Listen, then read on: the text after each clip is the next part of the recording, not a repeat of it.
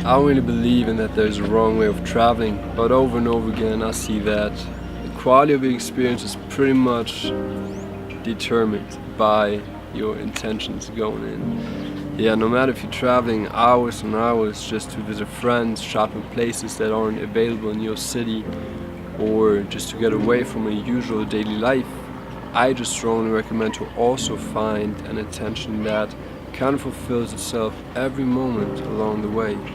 That's what for me it has become all about the development of independence and creativity. It's traveling for personal growth, if you will. Kind of cliche in some sense, but I really love the idea of going into new environments and just being shaped in ways that affect you for the rest of your life, and therefore the trip in a way never really ends. Yeah, and that's where creative living comes in too, you know. Once you are in a new environment, once you are in a new culture, I am just so much more willing to try out new things. If it's talk to strangers on the street, just say hi or whatever. Try out to cook new meals that I haven't heard of, and even accept and take unknown psychedelics with people I meet in the back of coffee shops right before dinner. It's so obvious then that my own judgment is the only thing holding me back, and therefore the only thing holding back my entire experience. Yeah, with that being said, of course, when you're traveling by yourself, you're much more vulnerable. This you can, of course, view as a scary thing or as even more of a drive to then open yourself up to other people and other places. But also you're gonna have to be very damn comfortable with spending a lot of time by yourself. I'm not much of a drinker. I don't really go out much at all. And yeah, so these past 2 weeks of my traveling here in Guatemala have been pretty interesting, once night hits, and I hear so much live all around me, so much drunk people on cocaine and all these things, and I'm just chilling by myself, working on different things, but being completely alone. And that's where some of the biggest inspiration has come after all. Yeah.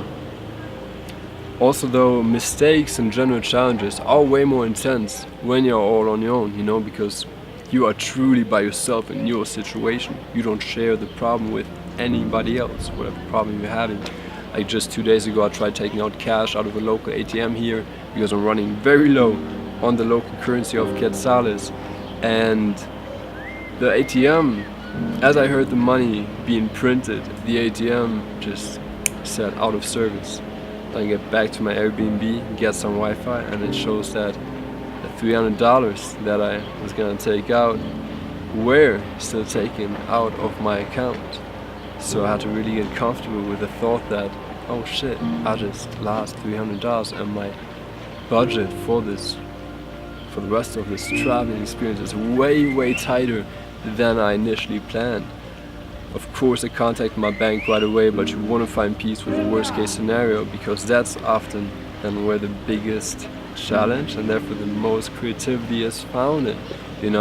It's this creative challenge to then say, alright, yeah, damn, I'm up for living simple for the rest of these 2 weeks I got left here, 2.5. And just, yeah, cook cheap meals at home and all that stuff, Also, the adrenaline from that entire situation really put me down, had me writing like crazy, because all of these things about what I actually want to do in my life, what I actually want to accomplish, just became so damn clear. It was so fascinating, intense as fuck, but so fascinating how, the more you see what you don't want, the more you see what you want, but you only know what you don't want by making mistakes, That's the funny part. Yeah. Then it's just so damn inspirational to myself, and such a source of gratitude to see how much my own independence and creativity has been unfolding here right in front of my eyes throughout even these 2 weeks that I've been here, because so much crazy shit has happened that has forced me to reach new heights in my inner development. Just beautiful, completely beautiful.